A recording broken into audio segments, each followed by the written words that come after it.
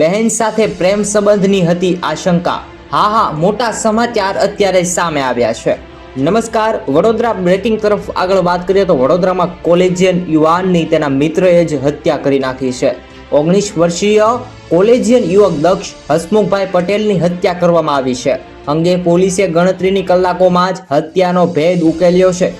શહેરમાં Sayajiganj police station નજીક અલંકાર ટાવરમાં બેઝમેન્ટમાંથી યુવકનો મૃતદેહ મળ્યો છે। પોલીસની તપાસમાં તેના દક્ષના મિત્ર પાર્થ કોઠારીએ હત્યા કરી હોવાનું સામે આવ્યું છે।